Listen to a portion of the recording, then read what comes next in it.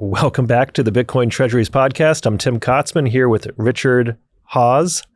And thanks for joining us. Thanks for the time. Do you want to start with just diving into your story, your background, your journey to Bitcoin, and then we'll go into some macro? Yeah, sure. But before we do, Tim, I got to give it to you. You've been on an absolute tear with content. I think between all the different podcasts you're doing, I just got to applaud you. Keep up the good work, spreading the good word of Bitcoin. Thank you. I'll tell you a little something that's not public, but it will be now.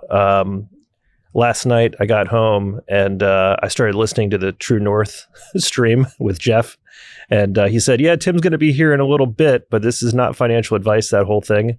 And I literally fell asleep. I texted him this morning. I was like, sorry, I literally fell asleep. It sounded like you guys were cooking. I meant to join the stream, but just didn't happen. So yeah, trying to do what we can do and keep busy. So I appreciate the kind words. Yeah, for sure. Well, it's some well-deserved rest. So I guess as far as myself, I'm an entrepreneur, macro markets nerd. I've been stacking Bitcoin since 2017. Academically, I studied engineering, followed that with an MBA, which gave me a lot of credibility negotiating infrastructure deals. But in hindsight, I'd have rather put that money that I invested into the MBA into Bitcoin. That would have been a far better investment. Professionally, I'm the founder and managing director of O'Hara Partners. So we're a Canadian portfolio company active in the capital asset marketplace. We currently own interests in Canadian power plants.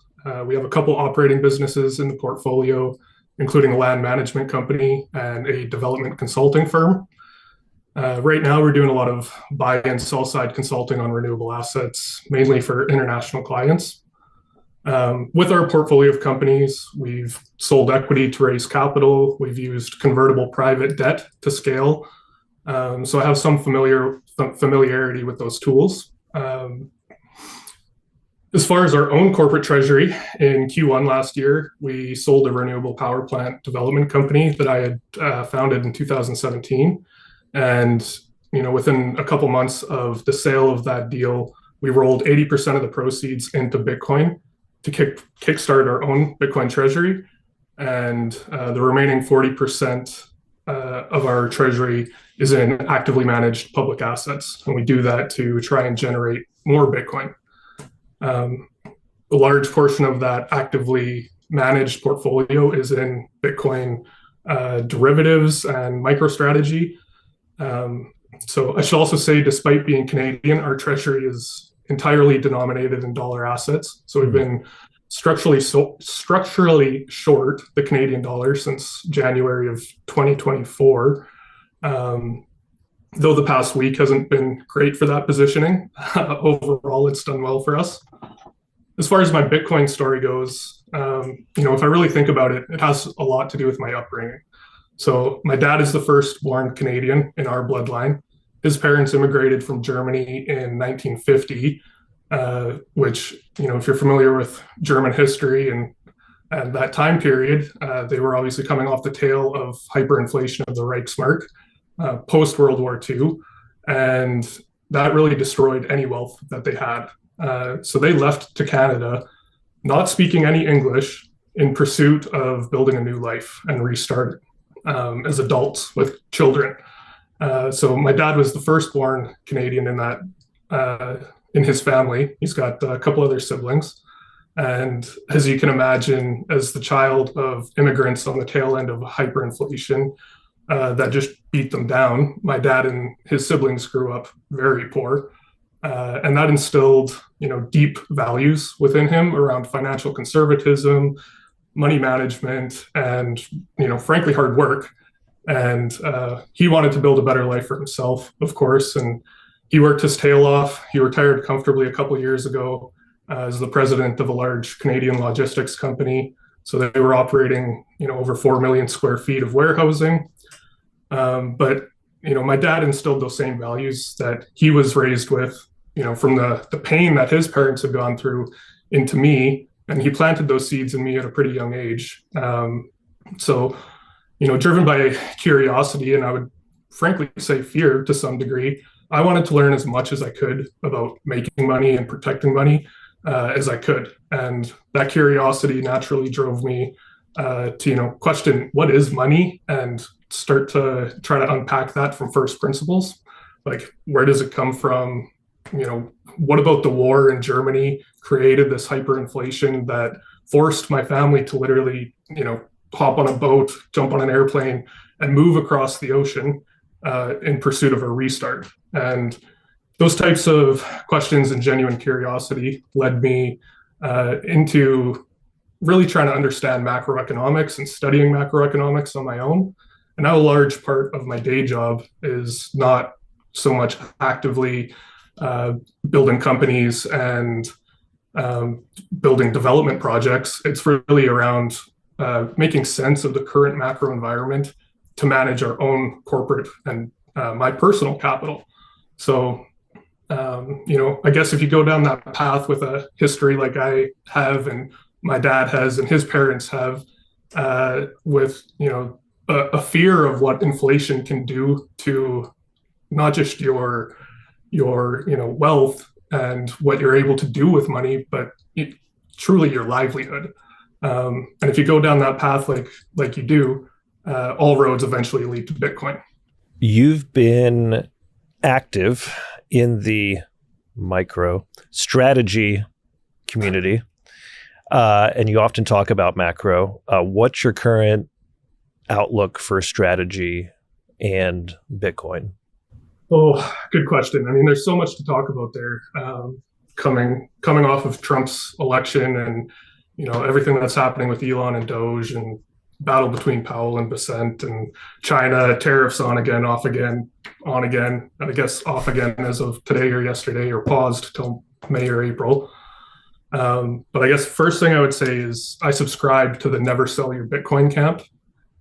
As far as my personal and corporate Bitcoin treasuries go, I don't even consider them part of the portfolio. Like, it's locked away, it's out of sight, it's out of mind. So, with that type of context, I think any time is a good time to be buying Bitcoin. Microstrategy, I have a bit of a different perspective on, mainly because it being a public equity, I feel like it's quite exposed to some of the funny games that go on with public equities. But to give you a sense of current market positioning, I've gone much more defensive. So beginning of the fourth quarter of last year, I was about 115% allocated in our actively managed account. So obviously quite levered. And I've since taken margin off completely and raised about 15% cash. So, generally when I'm trying to build judgment on the midterm direction of Bitcoin, obviously, like many people, I view cycle stages as the predominant influencer in that. And that kind of, in my mind, sets the value range of where Bitcoin might trade. And then, of course, global liquidity as the fuel that either is going to give or take from that range that we trade in. So as far as cycle goes, I think we're like roughly 45,000 blocks past the halving. And historically, Bitcoin peaks around 60 to 90,000 blocks. So we're, arguably a little past halfway to that point, which would give us a peak around, July or September. I've previously on the record said that Bitcoin would likely break 270,000K in a blow off top in 2025. Right now, with the current Bitcoin sentiment, that feels very high. But I still think there's, a high probability that Bitcoin ends the year much higher than it is right now. Though I do think there are some credible headwinds on the horizon that could take longer to resolve than a lot of Bitcoin bulls would want to hear. So, in short, I'm cautiously bullish the rest of the year, but anticipating that there's going to be at least one really good buying opportunity. So I've been raising cash in anticipation of that, but still largely allocated.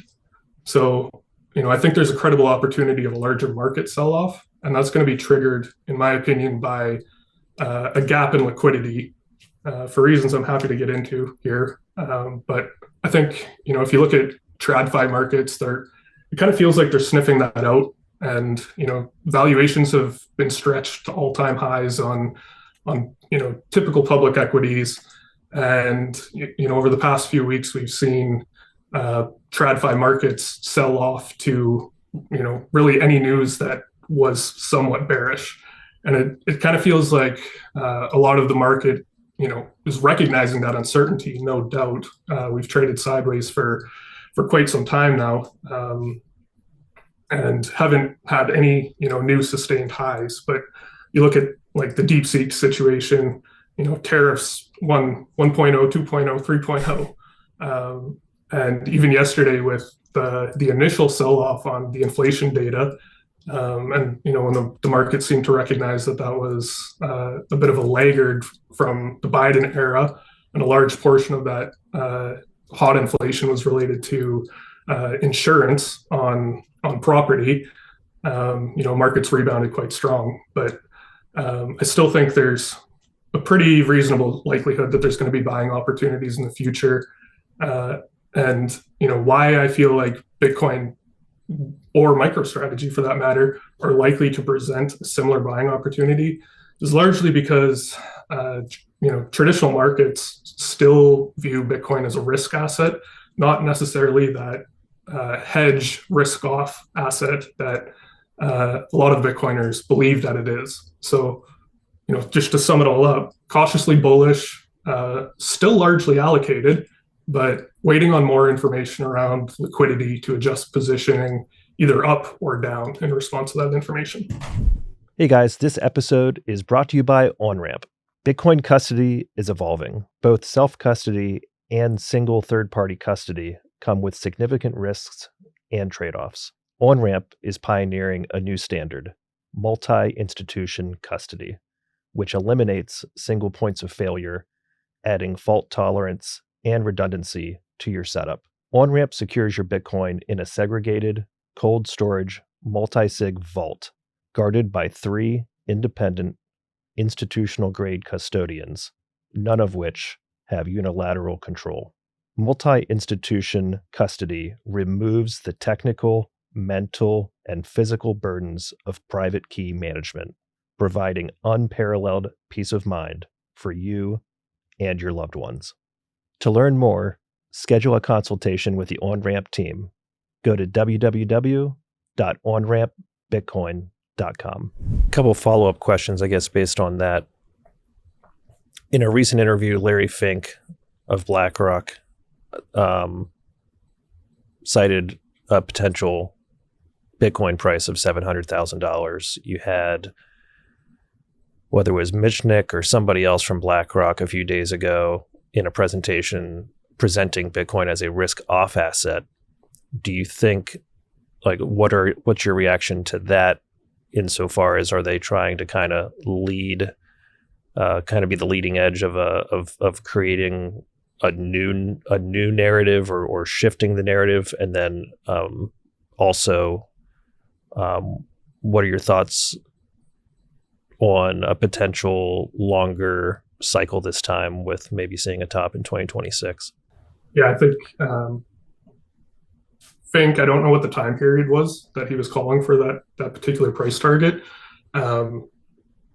It's not unreasonable to me, but of course, depending on what that time period was, I would be quite surprised to see that in 25 or 26 even, unless we started to get some of the very bullish rhetoric that we're hearing around strategic reserves with the U.S. government, maybe even some foreign, sovereign nations buying Bitcoin in a treasury that could trigger a significant buying spree.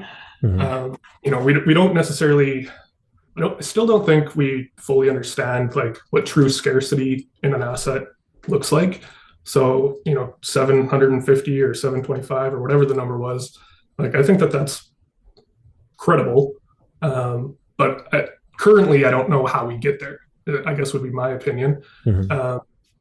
The view on is Bitcoin a risk off asset?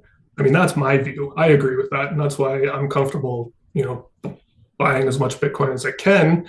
and forgetting that it exists and putting it away for a long period of time. But I think, we still see Bitcoin trade like a risk asset.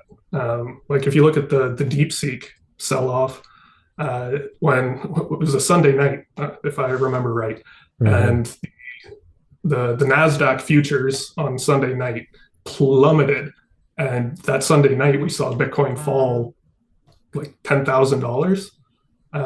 So there's no doubt in my mind that the market was not fleeing to Bitcoin in that scenario, right? I think it is going to take a number of really thoughtful and influential financial leaders to step up and communicate that to the rest of the market that like this is a risk off asset, but ultimately it's going to happen with time. Yeah, it's interesting because you can say that it's risk off and believe that it's risk off, but if it's also the most liquid, then those are two sides of a coin, I guess. Yeah, it serves different needs to different people, right? So if you're seeing futures plummet on a Sunday night and you want to be able to buy that dip, you feel like that's a dip that should be bought Monday morning. It makes sense to sell an asset that you can sell at that time period to have liquidity to be able to make a purchase in the morning. It makes sense to me, but yeah, I think ultimately over a long enough time period, it will be treated as a risk off asset. Can you walk us through a little bit more? You mentioned something to the effect of we haven't seen the actual scarcity of Bitcoin yet, and it hit me because I literally posted on X maybe a few days or a week ago something very similar, like that we just have not seen the actual scarcity component of Bitcoin yet. And I mean, even people very close to me, right, when the ETFs, right, over a year ago now, were about to launch, I'm like, hey, like, I don't want to like impact our relationship in a negative way, but I really think you should buy as much Bitcoin as you're comfortable buying right now before these ETFs launch. And then they launched, and then, some of those people were like, well, but you said it's like so scarce, like why isn't the price just skyrocketing? And all of that reminds me of like, right, there's supply, there's demand, but I don't think we've seen the actual scarcity part. So anything to add on that end? First of all, good advice. That obviously worked out quite well. But I think, I don't know about your situation, but I'll speak to my situation. Like, I don't own as much Bitcoin as I would like to own. I mentioned I started acquiring Bitcoin in 2017. And I didn't have a ton of capital at that time to really start to deploy into Bitcoin like I have more recently. And if you think about the number of wallets that are holding thousands of coins and have been holding thousands of coins, since 2010, I think that there's a lot of opportunity for those types of people to, take a little bit off the top. And if you have a wallet that has thousands of coins or tens of thousands or whatever it might be, hundreds of thousands, you can do that and, sleep good at night. But a lot of people today don't have that capability. So although, there is absolute scarcity, there's still a lot of distribution of Bitcoin that is going to happen for quite a long period of time. But I do think ultimately we're going to see that reduce as time goes on, and it all comes back to protocol design and really marginal cost of production and Bitcoin halvings. And as we get further and further out in Bitcoin's life, the marginal cost of production increases. And if you believe in economic theory, prices always fall to the marginal cost of production, which is going to go up forever with Bitcoin. So I think it's natural for that price level to continue to climb even as distribution occurs.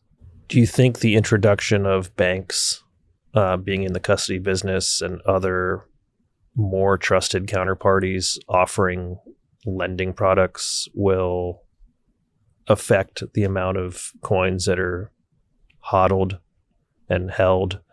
Or do you think, maybe a little bit, but not to a large degree?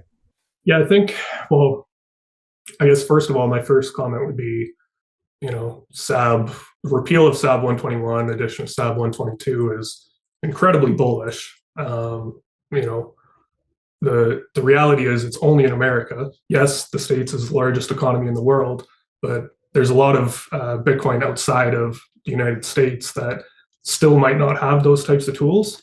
But I do think on a large scale within American borders, it's absolutely going to incentivize people to hold on to Bitcoin long term, because they're going to be able to free up liquidity off of that Bitcoin, do whatever they want with it, potentially acquire more Bitcoin. So I do think it is very, very bullish. I still have a holding company in Montana, and currently all of my Bitcoin within our corporate treasury is held in Canada. And I've been with SAB 122 really contemplating moving those assets within American borders, just to be able to access some of those financial tools that banks are going to be offering. Because right now, as a Canadian, we don't have access to those types of financial products. What are your thoughts on the commotion around the reverse repo being drained recently, and a possible restart of QE? Yeah, I mean, quantitative easing, right? The most beautiful word in the English language. Unless you're Trump, then it's tariffs. But first of all, I feel very confident that there's going to be new liquidity unlocked one way or another in, probably, my opinion, the second half of this year. My concern is that it's not going to happen as quickly as Bitcoin Twitter claims it is. So, if we look at reverse repo and the Fed's position, the Fed has been doing quantitative tightening since kind of mid 2022. So far, they've let out $2.2 trillion of assets that they've let roll off their balance sheet. So roughly, I think they've been on pace of $50 to $60 billion a month. And we haven't seen any indication that they're going to stop that. So, the popular rhetoric around reverse repo is that when reverse repo is drained, the Fed is going to switch to easing and, money printer go burr. And I think that's the right intuition. And people are correctly identifying that there's going to be a need for liquidity once that reverse repo is drained, because obviously, as capital comes out of reverse repo, that's adding liquidity back into the economy, back into the banking system. And from the time that the reverse repo started getting drained, and again, mid 2022, it's really been net neutral to the tightening that the Fed has been doing. So the theory around reverse repo is the Fed is still tightening, and there's a ton of debt that needs to be rolled. And reverse repo has been adding liquidity to the market. But when that comes to an end, there's going to be a need for liquidity to replace that. And people are assuming that the Fed will switch to quantitative easing. I don't necessarily hold that opinion. So I was going to ask, what would invalidate that theory of the liquidity gap for you? Well, I think there's a lot of things at play with the liquidity gap. So, from a global liquidity perspective, a lot of people think of it as capital sloshing around the economy. It's either going up or it's going down, which is fair, but I think it's overly simplistic. And if you want to look or forecast global liquidity and how it's going to impact market assets, you need to take a more nuanced approach, because there's more tools that influence liquidity than just quantitative easing or quantitative tightening. So, a lot of people view liquidity, global liquidity, as balance sheet capacity. And not only balance sheet capacity, but capacity to easily absorb the creation of financial assets that are circulating in the economy. So right now, unlike USM2, which is back at all-time high levels and looks like it's only going to go higher, global liquidity, bottomed out kind of second week of January, and since then we've seen it start to tick up, but it's still roughly $1.5 trillion below its peak in September. So, if you want to contemplate liquidity, you've got to look at bond volatility, global currencies, what China is doing, the Fed and the Treasury, of course, and all of these things are going to impact liquidity on its whole. So, if you look at bond volatility in particular, the volatility has been quite high recently, but it has been tapering down. And if why this is important is because bonds are the most commonly used form of collateral for money market funds and banks to extend liquidity and extend lending. So, common sense says that if the bonds that they're using as collateral are highly volatile, the money market funds that are going to, in the repo market, that's going to extend cash against that collateral, they're going to increase the risk margin that they're going to add onto it. And, higher volatility leads to higher risk premiums, wider bid-ask spreads, lower margins on collateral, and ultimately less liquidity. So, if you think about what the Fed has been doing, they've recently been buying off-the-run bonds that are highly volatile. And the Fed has been absorbing that back into the Fed. And that in itself has reduced bond volatility. So that's one of the tools that's kind of behind the scene that the Fed has been doing that actually impacts liquidity without it being such a politically fueled tool like quantitative easing or tightening. Bessent really has this job cut out for him this year. Like, we're looking at up to $8 trillion in non-financial debt that needs to be rolled, and that peaks in September of 2025. So, with reverse repo draining, I expect that there's going to be this liquidity air gap unless we see the Fed step in with significant easing of some kind. And I personally don't think that they're going to flick the switch as soon as reverse repo is drained. They're going to likely lean on some of these other tools. And you have to remember the Fed has a dual mandate, right? Like market and price stability, which isn't, stock market stability, and full employment. And they can't necessarily go out and act and begin quantitative easing without an excuse or a reason to justify it under that mandate. So, then you look at what the Fed and the Treasury are doing. The Fed has been pretty clear that, they are not planning on cutting anytime soon. They're not planning on easing anytime soon. What I think is likely when the repo is drained is that we're going to get an announcement that tightening is going to come to an end. But I think they're going to be kind of stagnant for quite a period of time after the repo is drained without, formally performing any type of easing. And, just to explain where I think this air pocket is going to come from, when the Treasury needs to go out and refinance this debt, and you look at what Bessent has stated around Yellen's use of Treasury bills over coupons, issuing on the front end of the yield curve. He's been very critical of that.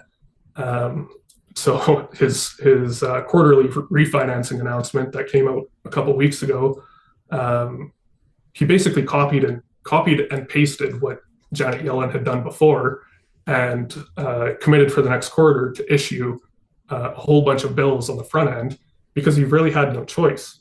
But I do think later in the year, he's going to be pushing to issue more of that debt out longer on the curve, as he stated, prior to being in the Treasury chair. And there's not a lot of liquidity. There's not a lot of demand for longer term bonds. And we saw, in anticipation of this, we saw a term premium increase, which is obviously the premium that bond buyers put onto auctions for the risk of holding that asset for a longer period of time. We saw that kind of climb up in anticipation of the Treasury issuing more longer term bonds, as well as inflation, of course. And my theory, my opinion, which is based by economic data, is that one of the best ways, or one of the only ways, frankly, that the government's going to be able to get inflation under control for a long period of time is to extend the issuance of their debt further out on the curve. So, I don't think it's just Besant, wanting to do or to be critical of Yellen's use of T-bills for political reasons. I think there's a genuine fiscal theory, a fiscal responsibility to be able to do that. So, I think there's a shortfall of liquidity and buyers on the long end of the curve. And, my theory is that eventually Besant is going to issue some bonds longer out, and the auctions are going to go poorly. I don't think we'll see a failed auction by any extent, but I think we're likely to see this gap in liquidity causing issues for the Treasury to refinance this debt. And I think that's going to give a bit of a shockwave through the market. And ultimately, I think that's a dip that will be good to be bought, but I think it's going to take a little bit longer to recover than you might anticipate right up front. So I guess to answer your question around what might invalidate that, I think there's a number of things that really could. I've thought about this, and I think the most probable is that we see some sort of loosened credit conditions. So if policymakers change or reduce the margin constraints for lenders and money market funds and allow them to utilize their collateral for greater bond or greater balance sheet capacity to extend more liquidity, I think that could possibly, devalidate any potential air gap that comes. I also think if Besant decides to stick to the short end of the yield curve, that would be a pretty obvious way for additional liquidity or more demand, at least, to step into those shorter term bills. But I don't see him sticking to the short end of the yield curve for a long period of time. The other thing that is possible, but I've been critical of, is seeing long end rates decrease dramatically. So if you take a look at what Doge is doing, as far as cutting expenditures, if they're incredibly successful cutting down expenditures and can also attack the deficit, I think that could justify lower long end rates. But I don't personally think Doge is going to be able to do anything to the deficit. I think they are going to be able to impact expenditures, but not the deficit. And I think they're also challenged with part of Trump's policy being that he wants to give tax breaks, because those two things contradict one another. So I don't necessarily think long end rates are coming down, but it could be done. I personally, if you look at unfunded obligations, over $70 trillion, including like Medicare, Medicaid, Social Security. And these are things that Trump has promised not to touch under his campaign. I just don't see the bond market reacting positively to any sort of long end reductions. But if somehow the long end comes down, that would invalidate the air gap theory for sure. The Bitcoin for Corporations Conference is coming to Orlando May 6th and 7th. Receive 20% off admission by going to microstrategy.com, selecting Bitcoin for Corporations, and using discount code KOTZ at checkout, and I'll see you there. Hey guys, today's episode is brought to you by Stampseed. If you're in cold storage, you know how important it is to protect your seed phrase. That's why I recommend you head over to stampseed.com and check it out for yourself. This seed phrase storage device is one solid piece of titanium. There are no loose pieces, and you can hammer your seed phrase in letter by letter. When you go to stampseed.com, use promo code TIM15 for a 15% discount across the website. That's TIM15. Do you see stable coins and or a quote unquote rapid appreciation in the price of Bitcoin being tools that could be used to help out the Treasury market and some of these other dynamics, or not so much? My opinion, not so much. I think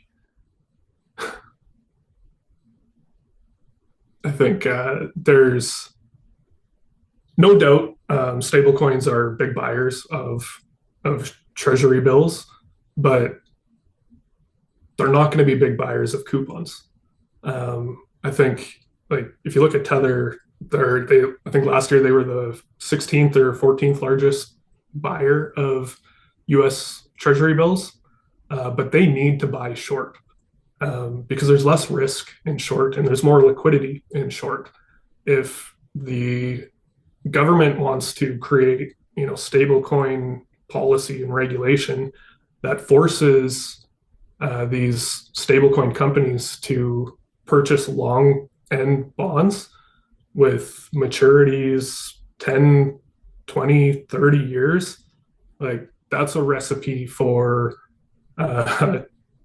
not stable coins. Like that can create default within some of these stablecoin issuers. And, like, personally, if that does happen and we do see the government mandate something like that, I would not touch those stablecoins with a 10-foot pole. I would be sticking as far away from those as I could, because, like, I guess to unpack that a little bit for your audience, like, longer term bonds are more rate sensitive, and bond yields go up, bond values go down, and vice versa. And to think that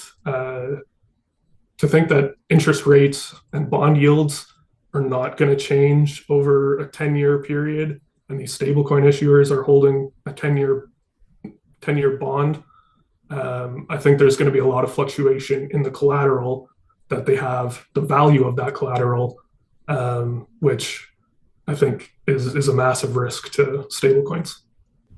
I like posing some of these questions because I feel like on social media, you get a lot of these, like, well, this is going to happen, it's going to be bullish for Bitcoin. Then this is going to happen, it's going to be bullish for Bitcoin. And it's like, maybe, but let's take it a few steps further and think about it, analyze it, and hopefully not just take everything at face value all the time, right?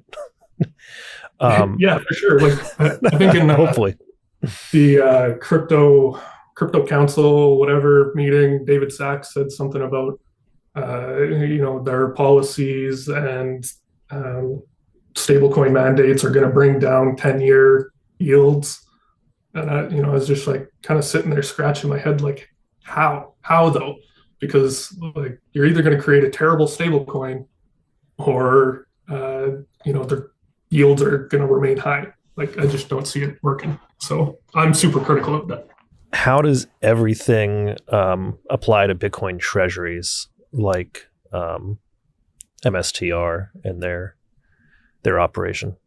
Um, yeah, I think there's a lot of uncertainty, no doubt. I think we're waiting to figure out what's going to happen with liquidity if the Fed is going to step in with any form of easing. I think there's, I've obviously clearly said I think there's going to be better buying opportunities kind of mid-year. But I do think MicroStrategy and Bitcoin treasury companies, where at least the treasury is a large part of their balance sheet, are going to be notably higher by the end of the year. And I do think that the Fed will eventually step in with easing as a response to that liquidity air gap that I believe is still on the horizon. And I think that that easing is going to send all assets higher. I just personally think we're going to see a little bit of pain before we get the easing. Um, but if there's one thing that'll take the wind out of the sails of Bitcoin, I think it would be this TradFi macro scenario that we've discussed. But then again, if you take a look at some of the bullish narratives that we have on the horizon, and circulating supply of Bitcoin is decreasing every month, and Bitcoin treasuries are locking away coins forever. And if we do see something significant come out of the strategic Bitcoin reserve, which I think that working committee is supposed to issue their resolution on at least the direction of the SBR by June or July, so midsummer. We could potentially see some extremely bullish sentiment shifts around that time period. So I think there's a lot of things kind of on the horizon that could send these types of assets higher.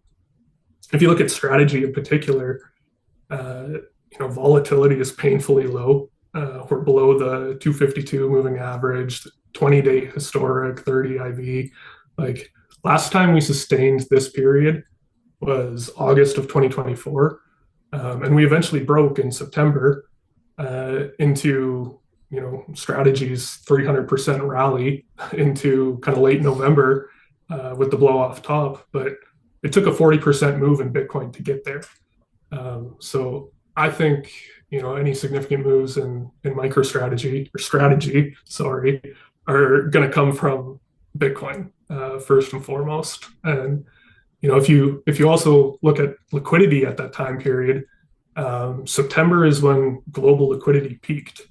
Although liquidity tends to precede Bitcoin price movement, but there were a lot of things working in Bitcoin's favor.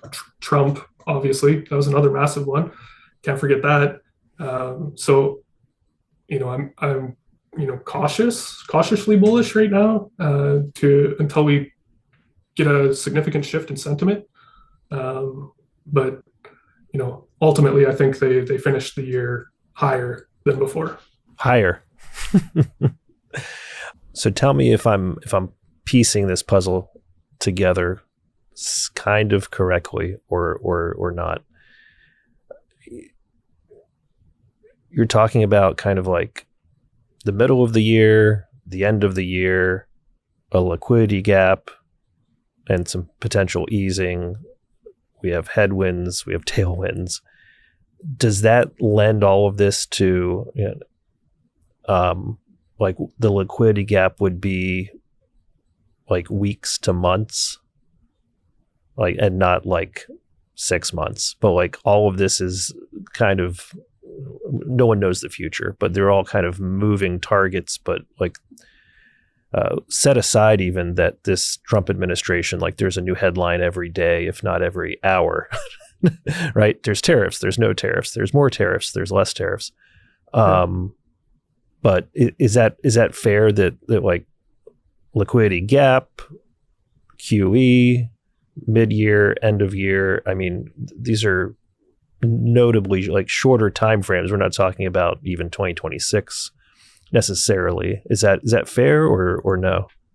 Yeah. I don't want to send a bearish narrative by any means. Like, Yeah, no. I think the air gap that I'm looking at is related obviously to the 8 trillion that needs to be refinanced, and that's the highest level it's been since 2011. And if you look at 2011 as a bit of a case study for a similar scenario, um, the liquidity was, or the refinancing wall at that time period was similar to what we're looking at right now. And, we saw about a 20% sell off in broad indices at that time, before the Fed stepped in with quantitative easing, although they still don't say that they did easing, but they call it Operation Twist. But I mean, they were buying back bonds and letting the liquidity flow back into the economy. So it was easing.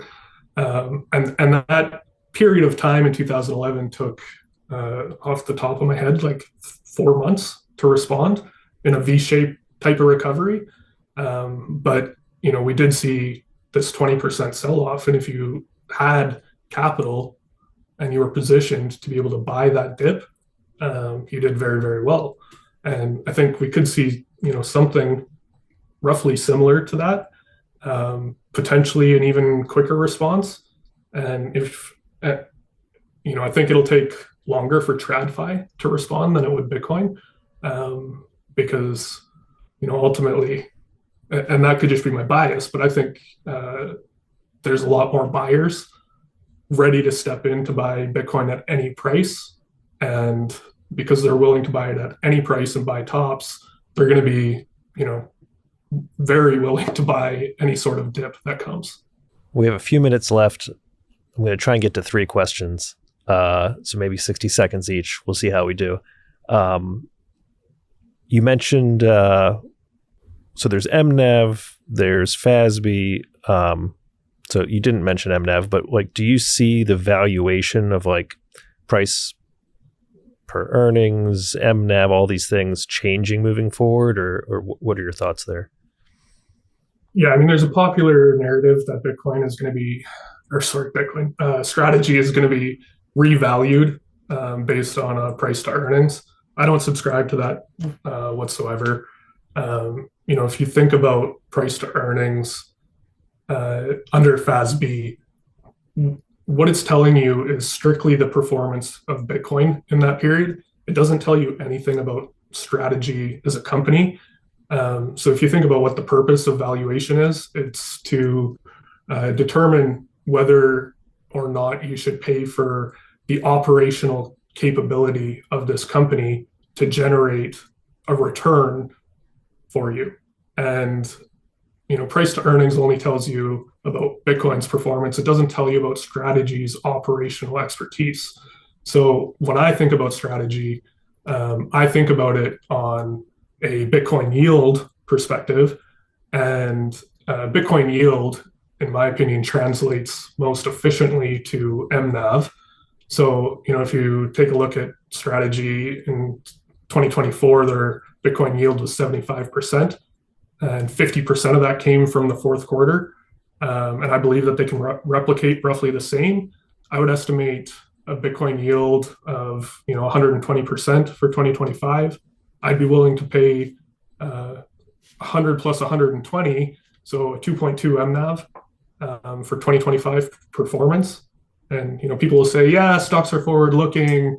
They're not just looking at next year. So I would argue, or my rebuttal would be, well, how far forward looking do you want to be? If you think it's 10 years, then justify what the Bitcoin yield is going to be over that 10-year period, discount it with a discount rate that you want. Say, you think it's going to be 600% over 10 years, you discount it by 8%.